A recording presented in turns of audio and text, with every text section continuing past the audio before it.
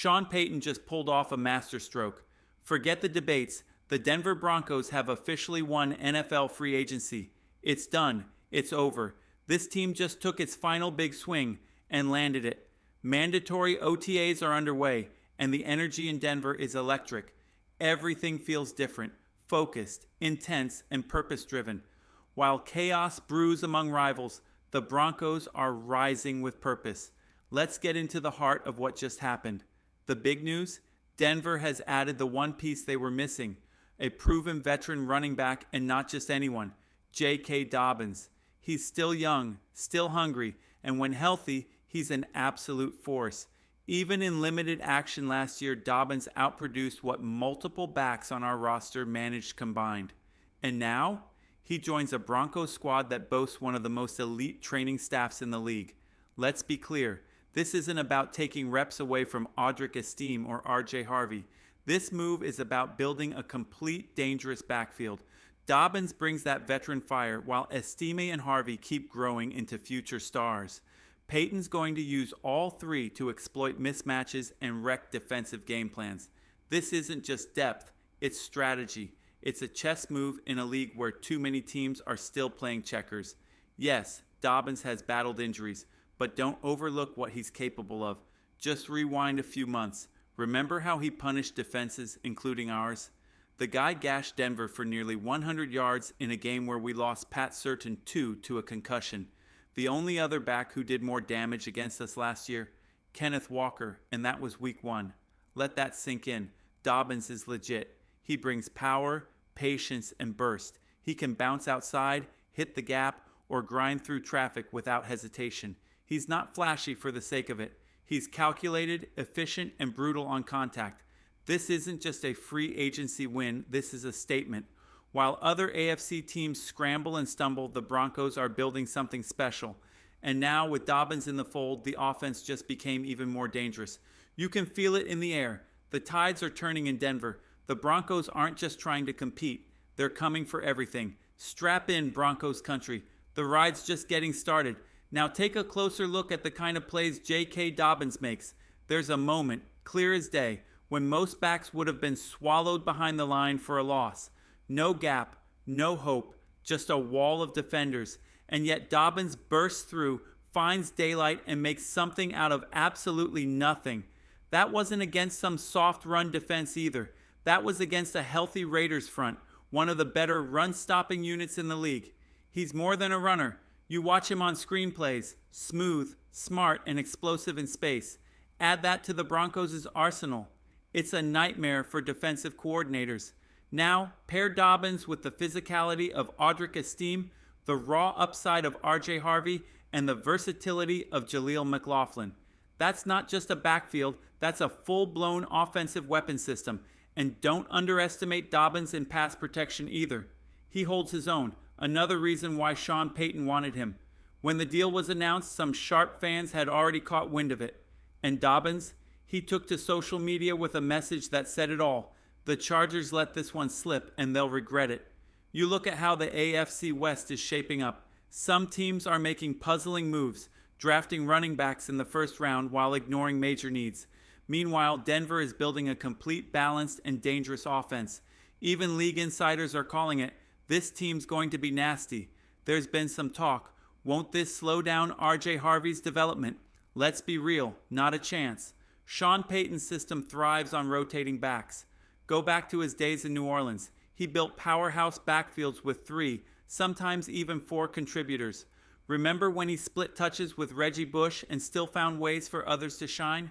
That's how he operates. It's not about one guy, it's about attacking your weakness. He'll use Dobbins, Harvey, Estime, and McLaughlin in packages that highlight each of their strengths. Whatever you bring on defense, Payton will have a counter.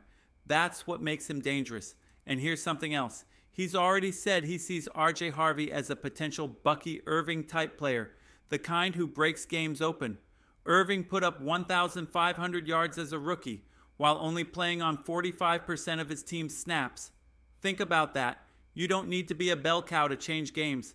R.J. Harvey doesn't need 30 carries, he just needs the right ones. And with Payton calling the shots, he'll get them. So yes, this was a massive move. And it's just the beginning. Day one of mandatory OTAs is in the books, and the energy in Denver is off the charts. Reporters are buzzing, players are locked in, and everything feels aligned. Let me know in the comments, how fired up are you about this new Broncos backfield? Because if you ask me, this thing's just getting started. Let's talk about the guy who's got the building buzzing, Bo Nix. The word coming out of camp, he's locked in. Physically, he looks transformed, bigger, stronger, more explosive. You can see it. His arms, his legs, everything's bulked up without losing that signature burst. But it's not just the physique. Multiple teammates are raving about how far ahead he is compared to last year. Brandon Johnson put it best, "We're blown away." Nix is making throws all over the field, short, intermediate, and deep. This was already one of the most accurate rookie quarterbacks we've seen in years, and now he's added physical power and command to his game. And here's the part that makes it even more dangerous. Look at the weapons around him. Denver now has a tight end group that's clicking, a stacked running back room, and an offensive line ready to grind. The offense is built to dominate time of possession and hit you with explosive plays when it counts. You can feel the hunger in this group. The Broncos dropped a hype video from OTAs, and it wasn't just flash. It was focus. Young guys flying around, coaches locked in, a roster that looks ready to challenge for the AFC West. One of the biggest signs of growth, zero holdouts. Not a single player is staying away. This team wants to work. Even John Franklin Myers, who many thought might skip mandatory OTAs, showed up ready to go. Sean Payton said he would, and once again, Payton delivers. And then there's Nick Bonitto. Some media voices were encouraging him to hold out, but he said no, he's here, he's committed. That tells you everything you need to know about the mentality in this locker room. Young talent is shining early. Q Robinson is turning heads. Pat Bryant is showing growth. RJ Harvey looks like he belongs. Even without big names from outside, this group of second-year players and rookies is flashing serious upside.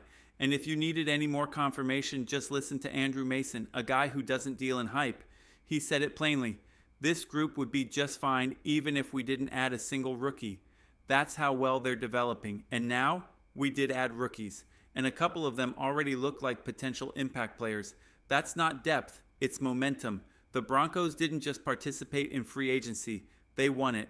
And now with mandatory OTAs underway and everyone present, this team has turned the page.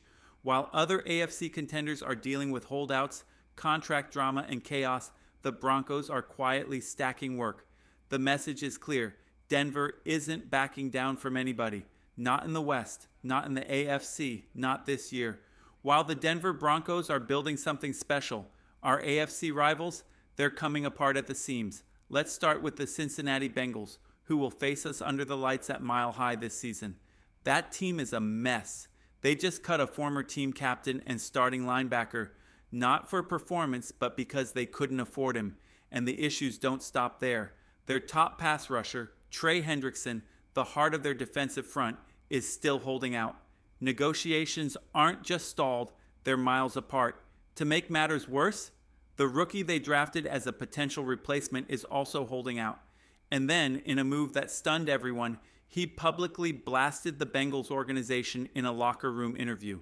The quote, "If you want to win, sign me. I guess they don't want to win." That's not leadership, that's dysfunction. And that's exactly the kind of chaos that derails playoff runs.